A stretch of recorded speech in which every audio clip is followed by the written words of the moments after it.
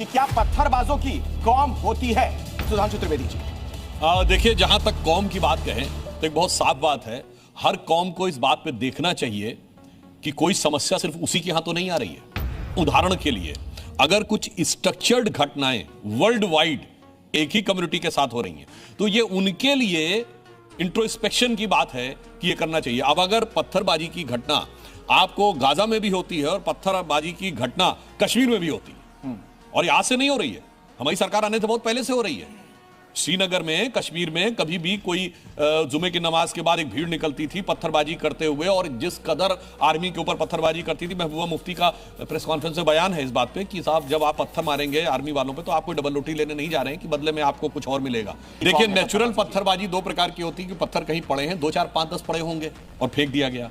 याद करिए, दिल्ली की घटना हुई तो बाकायदा एक टेम्पो ट्रॉलर रखा हुआ था जिसमें पत्थर भरे हुए थे। याद करिए, दिल्ली के दंगे हुए तो आम आदमी पार्टी का एक कारपोरेटर था ना, जिसके छत के ऊपर पूरी एसिड वाटर की बोतलें भी थी।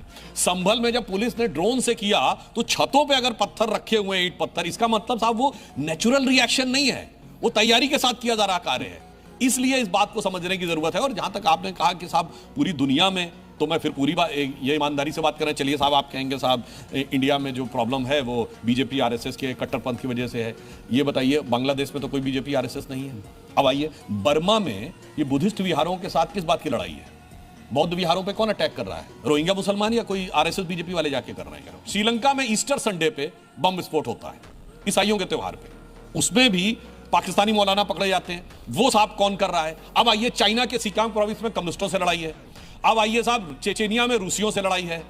आर्मेनिया, उसमें बोस्निया हर्जेगोविना में सर्बों से लड़ाई है। इथोपिया में अफ्रीकियों से लड़ाई है। फिलिस्तीन में यहूदियों से लड़ाई है। और यूरोप में लंदन, मैड्रिड, ब्रिस्बेन के जो बम्बार्डिंग हो रही है या बम विस्फोट हो रहे हैं, वहां ईसाइयों से लड़ाई है। 9/11 से लेकर सिडनी तक जो हो रहा है वहां भी लड़ाई है। तो भाई साहब, मैं सिर्फ ये पूछना चाहता हूं, आप कह रहे हैं दूसरी पार्टी लड़ने वाली चाहे जो भी हो, ये पहली पार्टी आप क्यों बने हुए हैं? जिसे कहते हैं ना, धुम धुम धड़म धड़ैया रे, सबसे बड़े लड़ैया रे। जैसे मैं एक उदाहरण के लिए कहूंगा, किसी का सर काट देना, ये सीरिया में भी दिखाई पड़ेगा, ये अफगानिस्तान में भी दिखाई पड़ेगा, और ये उदयपुर में भी दिखाई पड़ेगा। और वही नारा भारत की सड़कों पे दिखाई पड़ेगा, वही नारा बांग्लादेश में दिखाई पड़ेगा, और फिर वही नारा लीबिया और इजिप्ट में दिखाई पड़ेगा। तो इसलिए मेरा यह कहना है कि इस बात को पूरी ईमानदारी से समझना चाहिए कि अगर कोई प्रॉब्लम कोई एक जगह पे आ गई है, अब वो प्रॉब्लम को रिकॉग्नाइज करने को ना तैयार हो, तो फिर वो प्रॉब्लम के साथ आपका आइडेंटिफिकेशन होने लगता है। यह आपकी जिम्मेदारी है कि आप उसके साथ अपना आइडेंटिफिकेशन ना होने दें।